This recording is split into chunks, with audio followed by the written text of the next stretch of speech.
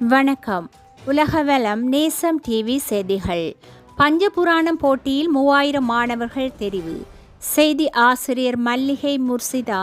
செய்திகள் வாசிப்பவர் ஆர்ஜே ஜெயா. இனி விரிவான செய்திகள். கடந்த மாதம் 22ஆம் திகதி பஞ்சபுராணம் ஓதும் போட்டியில் கண்டி, மாத்தளை, நுவரெலியா மாவட்டங்களில் 3000 மாணவர்கள் தெரிவு செய்யப்பட்டிருந்தனர். கைலை அறக்கட்டளை நிறுவனர் முனைவர் துரைசாமி அவர்களின் வழிகாட்டல் அனுசரணையில் இலங்கை நாட்டின் மத்திய மாகாணத்தின் நாவலப்பிட்டி விவேகானந்தர் பாடசாலை அதிபரும் லக்ஷ்ரோ மீடியா உயர்பீட உறுப்பினரும் சைவ கலாவித்தகி சமூக மாமணி ஆன்மீக உரையாளர் சிவ சகோதரி கலாநிதி கருப்பையா வசந்தகாலம் அவர்களின் ஏற்பாட்டில் இந்த நிகழ்வு இடம்பெற்றது.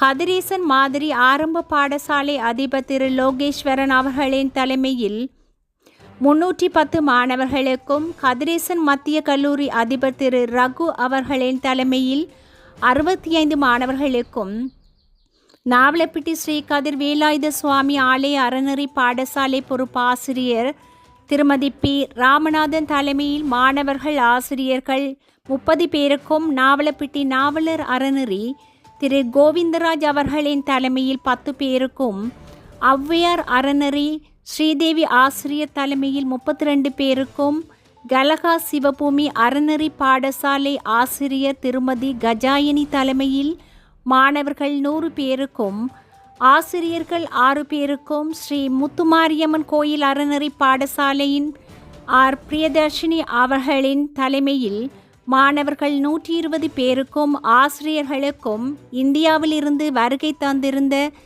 கைலை அறக்கட்டளை நிறுவனர் முனைவர் துரைசாமி அவர்களின் கரங்களால் அனைத்து மாணவர்களுக்கும் சான்றிதழ்கள் வழங்கப்பட்டன.